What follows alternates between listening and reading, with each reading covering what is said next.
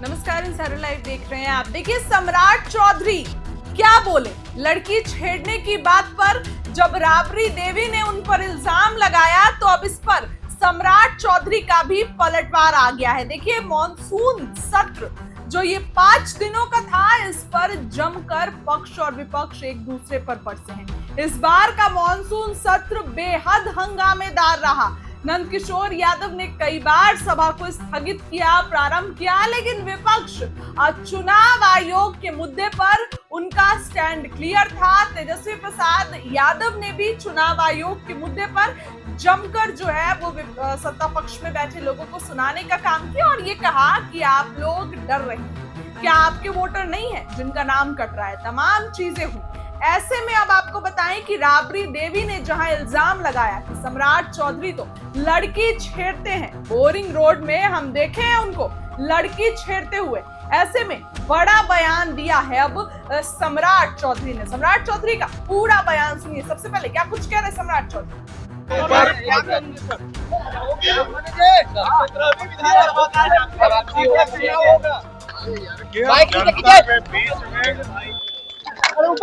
जाएंगे और जनता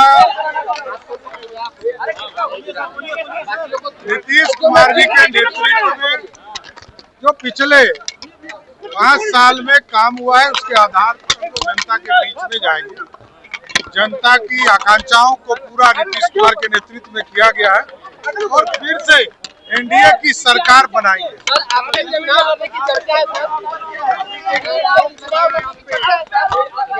सर, आपके भी चुनाव लड़ने की चर्चा है।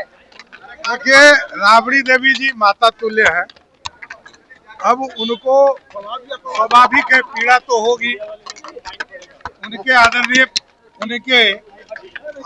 पतिदेव लालू प्रसाद जी तो सुप्रीम कोर्ट और कांग्रेस के युवराज राहुल गांधी ने अपराधी घोषित कर दिया और बेटा क्योंकि चुनाव में हार के डर से तरह तरह का बहाना बनाने का काम कर रहा, इसलिए स्वाभाविक है उनको पीड़ा है, लेकिन वो माता तुल्य है।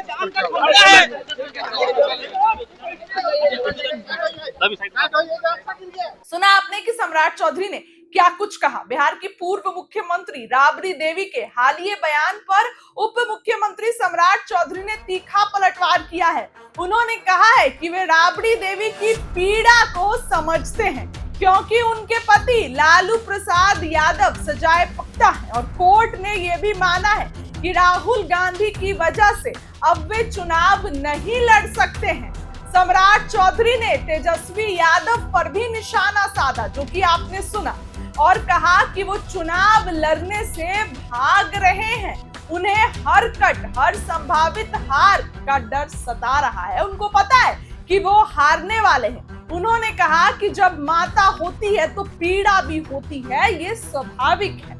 हालांकि उन्होंने ये भी जोड़ा कि राबड़ी देवी हमारी माता तुल्य हैं, इसलिए उन पर अधिक टिप्पणी करना उचित नहीं है। इसके साथ ही सम्राट चौधरी ने कहा कि विधानमंडल का मॉनसून सत्र आज समाप्त हो गया और अब एनडीए सरकार अपने कार्यों को लेकर जनता के बीच जाएगी। उन्होंने कहा कि आगामी विधानसभा चुनाव को ध्यान में रखते हुए गठबंधन मजबूती से काम करेगा और जनता का विश्वास जीतने की दिशा में जो है वो आगे बढ़ेगा। लेकिन इस बार का मॉनसून सत्र काफी ज्यादा जो है आप कह सकते हैं तो जमकर विरोध प्रदर्शन हुआ। इस बार के मॉनसून सत्र में जमकर हंगामे हुए।